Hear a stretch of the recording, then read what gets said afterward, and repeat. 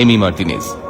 ফ্রান্সের সঙ্গে ফাইনাল ম্যাচের আগে আর্জেন্টিনার দুর্গরক্ষক মার্টিনেজ ফ্রান্সের উদ্দেশ্যে বলেছিলেন, আর্জেন্টিনাকে হারাতে গেলে আগে আমাকে খুন করতে হবে।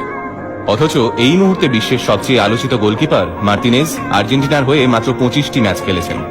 আগে হ্যাঁ, মাত্র 25টি ম্যাচ খেলেই তিনি আর্জেন্টিনাকে বিশ্ব চ্যাম্পিয়নের খেতাব জিতিয়ে দিলেন। আর্জেন্টিনার হয়ে মার্টিনেজের অভিষেক হয় গত বছর, অর্থাৎ 2021 সালে। আর্সেনাল ক্লাবে জায়গা পেতে এই মার্টিনেজকে 10 বছর অপেক্ষা করতে হয়েছিল। ঠিকই শুনেছেন, 10 বছর আর্সেনালের বেঞ্চে চুপচাপ বসে থাকতেন এমি। অথচ মাত্র 17 বছর বয়সেই আর্সেনালের ইউথ টিমে জায়গা পেয়েছিলেন এমি। আর্জেন্টিনা ছেড়ে ইংল্যান্ডে পাড়ি দেওয়ার সময় কান্নায় ভেঙে পড়েছিলেন এমির মা আর ভাই। বারবার বলছিলেন, আমাদের ছেড়ে এত দূর যাস না। খানিকটা দূরে দাঁড়িয়ে এমির বাবাও হাউ হাউ করে কাঁদছিলেন, কিন্তু ছেলেকে আটকাননি, কারণ তিনি জানতেন তিনি এমির পড়াশোনার খরচা দিতে পারবেন না। এমিও জানত তার বাবা গরিব।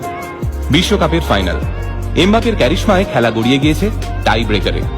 ইতিহাসের অন্যতম সেরা খেলোয়াড় লিওনেল মেসির হাতে বিশ্বকাপ উঠবে কিনা তাই নিয়ে শুরু হয়ে গিয়েছে সংশয়। 36 বছরের অপেক্ষা, ফাইনাল ম্যাচ টাই ব্রেকারে। এই ধরনের অমানসিক চাপ নিয়ে গোলের সামনে এসে দাঁড়ালেন এমি মার্টিনেজ।